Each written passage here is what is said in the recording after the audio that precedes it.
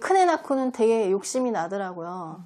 큰아이 낳고는 한 돌 지나니까 당장 맡기고 어딜 나가고 싶어서 막 잡서치를 해보긴 했어요.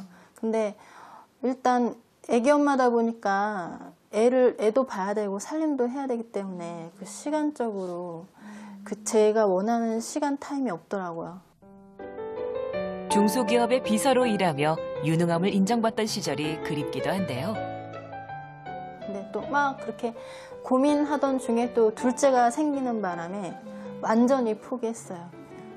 사실 이게 슈퍼맘이란 존재할 수가 없겠지만 저는 제 일도 열심히 하면서 좀 아이들도 잘 보살피고 싶어요. 일도 아이도 놓치고 싶지 않은 그녀. 두 아이가 모두 어린이집에 가는 올해가 서로의 기회라고 생각하는데요. 그런 진영 씨를 돕기 위해 집을 찾은 한 사람. 네, 안녕하세요. 네, 있습니다. 반갑습니다. 바로 자기개발 전문가 이수경 컨설턴트입니다. 자리에 앉자마자 진영 씨에게 맞춤 컨설팅을 시작하는데요. 만약에 다시 내가 일자리를 갖는다면 어떤 일을 해보고 싶다라는 생각을 해보신 적이 있으신가요? 좀 구체적으로? 한 2, 3년 전부터 제가 또 아이를 둘 키우는 엄마다 보니까 좀 우리 아이들한테도 도움이 됐으면 좋겠다 싶더라고요. 도움. 그래서 제가 찾아보니까 뭐 독서 지도사, 아니면 예. 방과후 지도 교사로 뭐 국어 문법 지도사 이런 게 있더라고요. 예. 제가 우리 진영 씨 메일로 검사를 하게끔 보내드렸는데 진영 씨 같은 경우 지금 매우 높은 흥미가 사무 활동으로 나왔어요. 그 다음에 높은 흥미가 교육, 글쓰기, 응용 미술 이렇게 나왔거든요. 네. 저는 국어 선생님이 너무 하고 싶었어요. 제일 하고 싶었어요. 지금도? 네, 지금도 하고 싶어요. 전공인 국문학에 큰 흥미를 보이는 진영 씨. 여전히 국어 교사의 꿈을 안고 있었는데요. 일단 가장 현실적으로 자격증이 있어야 되거든요. 근데 저는 국어 국문학과로 진학을 했기 때문에 네. 정교사 자격증이 필요했어요.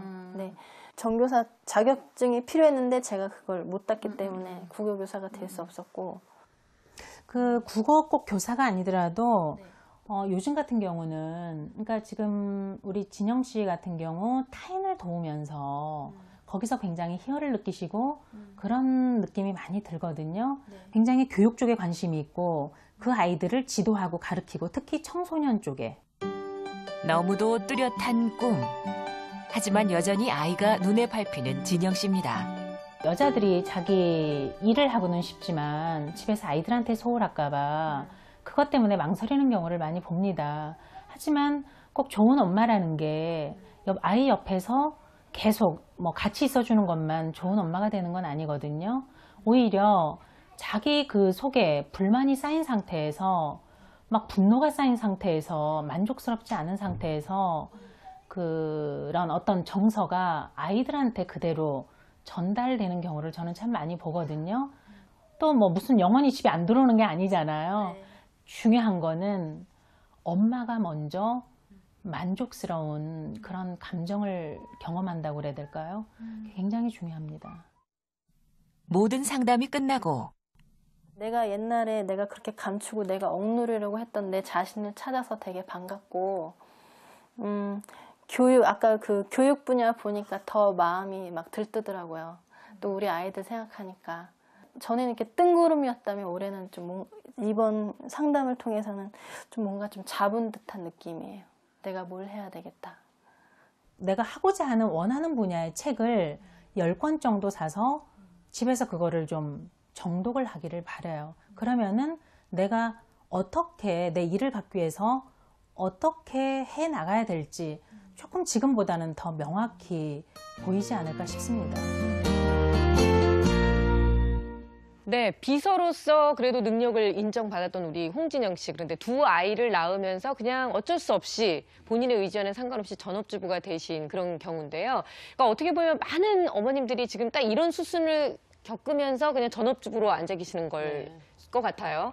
근데 저는 홍진영 씨의 경우에는 굉장히 좀 철저하게 본인에 대한 분석을 하고 네. 내가 정말 하고 싶은 게 뭔지 그리고 내가 어느 부분에 흥미가 있는지 네. 이런 걸 잘 파악하고 계신 것 네, 같아요. 네. 이런 건 상당히 긍정적이죠? 네네. 제가 홍진영 씨를 만나고 왔는데 진영 씨 같은 경우 저렇게 직업 설정을 바로 할 수 있었던 이유가 크게 두 가지로 요약을 해볼 수가 있는데요. 첫 번째 같은 경우는 자기 꿈에 대한 열정이 그대로 있더라고요. 네. 저랑 상담을 하면서도 눈에서 광채가 나고 네. 열정이 있고 일을 하고 싶다는 강한 의지가 보였어요.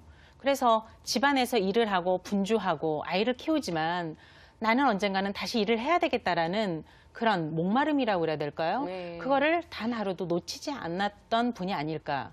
두 번째 같은 경우는 곧바로 행동으로 옮기는 실행력이라고 저는 봤습니다. 진영 씨 같은 경우 EBS의 사례자로서 그 신청을 한 것만 봐도 그렇고 그렇죠. 예, 저랑도 또 그 상담 이후에 서로 문자를 주고받는데 진영 씨 같은 경우는 역사에 좀 관심이 많았어요, 네. 요즘요. 거기다 국어 국문학을 전공했기 때문에 역사 논술 지도자 과정을 지금 3월부터 신청을 해놓은 상태라고 합니다. 정말요? 예.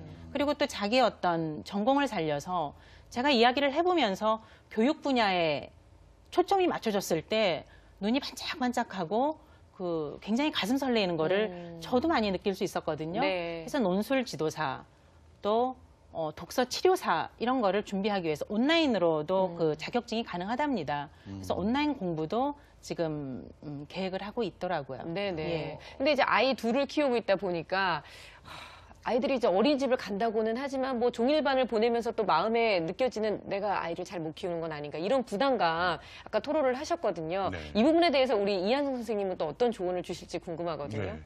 그러니까 대부분의 경력단절 여성들이 가지는 마음이세요. 왜냐하면 자기가 집에 있으면서 아이를 조금 더 잘 보살필 수 있을 거라는 생각. 네. 근데 저는 아까 이수경 선생님께서 말씀하신 부분이 정말 와닿는 게 뭐냐면 아이하고 엄마가 계속 같이 있다고 해서 아이가 더 잘하고 공부도 잘하고 더 좋냐. 그렇다 그러면 아마도 일하는 엄마들은 없을 거예요. 맞아요. 예. 그렇죠? 누구보다도 아이들을 사랑하는 게 여성이고 그렇다면 저는 이제 그 부분에서 다시 한번 생각을 해보셨으면 좋겠어요. 시대가 좀 바뀌고 있어요. 제가 어렸을 때만 해도 일하는 엄마는 별로 많지 않으셨거든요. 대부분이 가정에만 계시는 엄마. 그러니까 자기를 희생하는 엄마 상이 저희 시대의 엄마 상이었다면 지금 시대의 엄마 상이 과연 자기를 희생하고 아이들만을 위해서 살아가는 엄마 상이 옳은 거냐. 그리고 앞으로의 또 엄마 상이 있을 거라는 거죠. 근데 지금 추세를 보면 일하는 엄마들을 바라는 아까 젊은 아이들이 있듯이 그 아이들이 보고 자라는 부분들이 필요하다라는 겁니다. 솔직히 지금의 여자아이들이 나는 대학을 안 갈 거야. 가정 형편상 어려워서 못 가. 이런 거 없거든요. 그럼 결국 대학 나와서 일을 하게 될 거고. 그렇기 때문에 지금의 어머님들이 살아가시면서 우리 아이들한테 해줄 수 있는 게 뭐냐면 엄마는 일하는 사람이다. 라는 생각도 가지고 또 엄마가 본인 스스로를 위해서 뭔가를 열심히 하는 모습에서 아이들이 배울 게 참 많다는 그렇죠. 거죠. 예. 그런 부분들을 심어주실 수 있도록 지금 시대의 엄마들이 좀 많이 노력을 좀 하셔야 돼요. 물론 이제 힘든 일입니다. 엄마도 잘해야 되죠. 일도 잘해야 되죠. 그리고 남편 옆에서 또 부인으로서 잘해야 되죠. 하는데 네. 이게 바뀌어가고 있기 때문에 저는 홍진영 씨께서 아이들에 대한 부담은 일단은 좀 접으셔도 된다라고 생각이 됩니다. 저 화면에서 직업 흥미 검사라는 게 있더라고요. 네. 보통 생각하기에는 적성 검사니 뭐 직업 능력 검사 이런 거 생각하는데 직업 흥미 검사, 예. 흥미로 직업을 또 찾아가 나가는 겁니다. 예, 맞습니다.